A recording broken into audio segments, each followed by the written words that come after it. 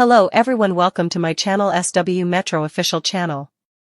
Kody Brown saying that his big mouth got him in trouble again is not just a funny throwaway line from the patriarch of sister wives, it's a confession that speaks volumes about who he is, what his relationships have become, and why his family continues to unravel despite years of trying to hold the plural marriage together under the scrutiny of reality television.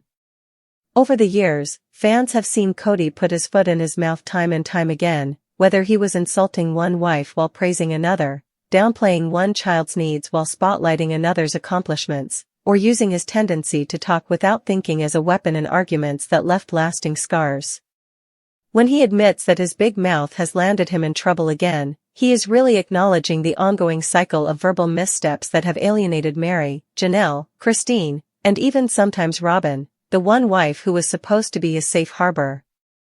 The idea that Kody talks too much, too harshly, or too impulsively is not new to Sister Wives viewers. From the earliest seasons, he seemed to treat conversations like opportunities to dominate rather than to listen, often talking over his wives and children, inserting lectures where compassion might have been more appropriate, and crafting narratives that painted him as the misunderstood victim rather than the person who might need to change. What makes his latest admission interesting is that it suggests he is aware of the problem. Yet even self-awareness has not prevented him from continuing the same destructive patterns that contributed to the collapse of his once sprawling polygamous family unit. To understand why Kody's big mouth matters so much, one has to trace back the history of how words became weapons in his household, and how his inability to keep quiet, or to measure his speech, has created a ripple effect that influenced everything from Coyote Pass land battles to emotional estrangements with his adult children to divorces that were punctuated with stinging comments instead of healing conversations. Christine, for instance, often recalled how Kody's blunt words chipped away at her self-worth. He once admitted on camera that he was never physically attracted to her, a humiliating revelation that played a major role in her decision to finally walk away after decades of trying to make the relationship work. Janelle, who was more pragmatic and less emotionally entangled, still bristled at his words when he tried to frame her loyalty as insufficient simply because she refused to blindly take sides in the conflicts he fueled. Mary, who endured years of loneliness, was often subjected to his verbal distancing. At one point, he told her flat out that he no longer considered himself married to her, a comment that turned what could have been a private conversation of respect and closure into a devastating public rejection. And even Robin, the wife who seemed most aligned with him, has not been spared from his big mouth problem. His tendency to overshare or dramatize situations has occasionally left her scrambling to clean up the emotional mess that followed. The problem with Kody's words is not just that he says too much, but that he often says the wrong thing at the wrong time to the wrong person, and once it's out there, it cannot be taken back, especially in the world of reality television where every comment is immortalized on film and dissected by millions of fans online. His big mouth becomes not just a personality quirk but a character flaw that defines how the audience perceives him, as someone who cannot control his narrative because he is too busy trying to control everyone else's with his words. His complaints about being misunderstood, his rants about respect, his declarations that he is the head of the family and should be obeyed, all these statements have landed him in hot water repeatedly because they highlight the imbalance of power he tries to enforce while simultaneously exposing his insecurity. If Kody truly believes his mouth is the source of his problems, then he is indirectly admitting that his relationships faltered not because of plural marriage itself or external pressures from society, but because of what came out of his own lips during arguments, family meetings, and one-on-one confessions to the cameras. Words like loyalty, respect, and obedience became loaded weapons when Kody used them against his wives, who in turn began to realize that his vision of family harmony meant their silence and compliance rather than genuine partnership. His mouth also got him in trouble when dealing with his children, especially during the pandemic, when his rigid rules and harsh delivery made some kids feel abandoned while others were accused of being reckless or disrespectful.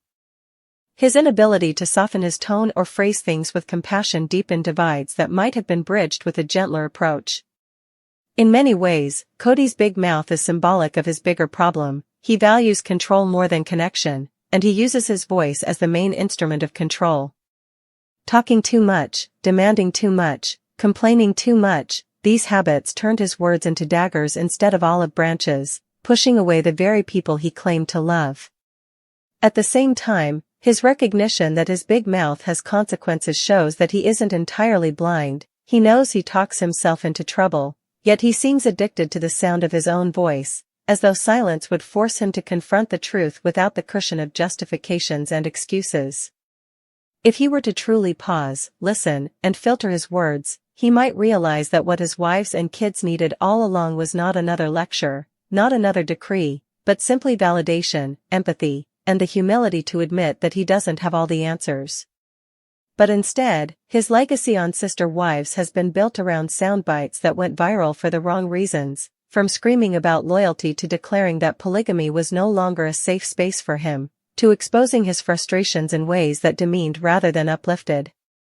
His big mouth has become a storyline in itself, almost like a character on the show. Fans wait for the next outrageous thing he will say, and then watch as the fallout unfolds over weeks of episodes.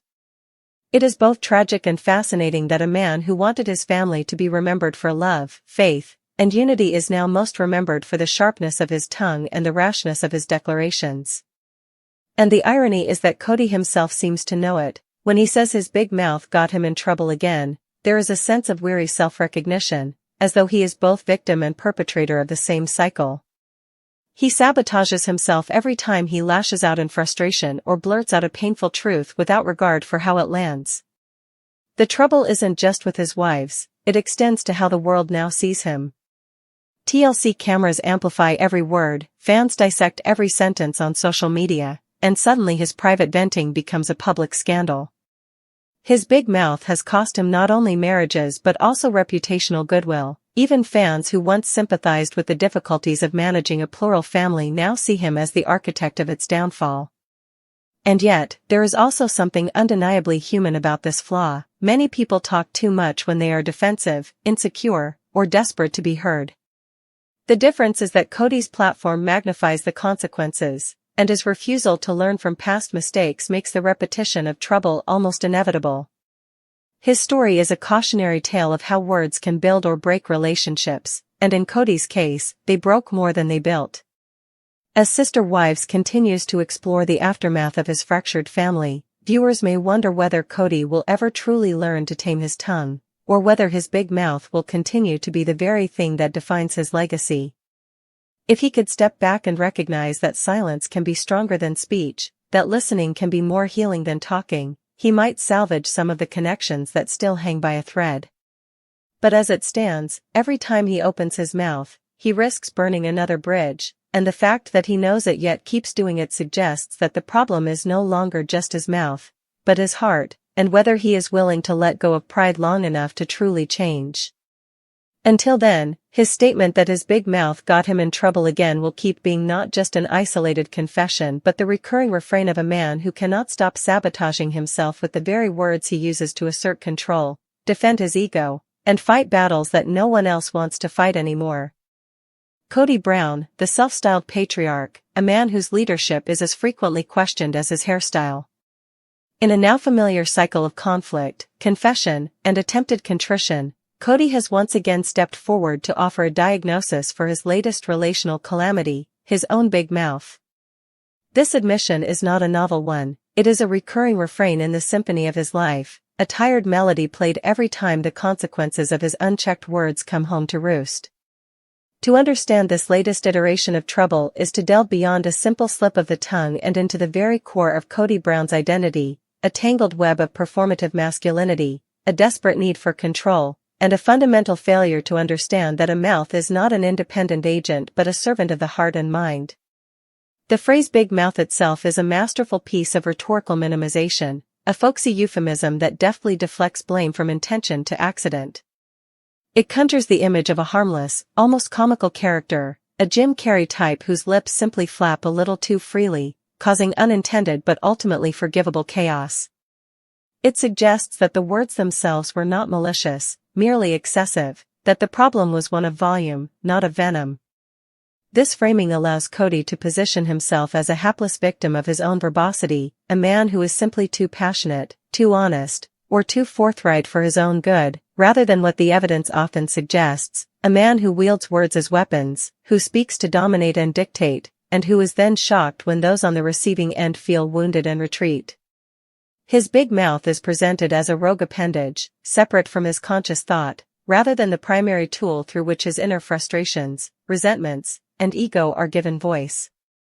This disassociation is crucial to his self-image. By blaming the mouth, he avoids confronting the content of his character that the mouth reveals. The specific context of this latest big mouth incident is almost irrelevant because the pattern is so deeply entrenched in the Brown family dynamic. Whether it was his harsh, dismissive language toward his ex-wife Christine, which he later lamented was not graceful, his explosive, ego-driven rants during family meetings that left his children and wives in tears, or his corrosive favoritism toward his fourth wife, Robin, which he verbalizes in ways that alienate the entire family, the source code is the same. Kody's speech is rarely aimed at building consensus or expressing vulnerable emotion. Instead, it is a performance of authority. He holds court, he delivers monologues, he issues decrees, and he passes judgments. He speaks at his family, not with them. His big mouth is the megaphone for his bruised ego.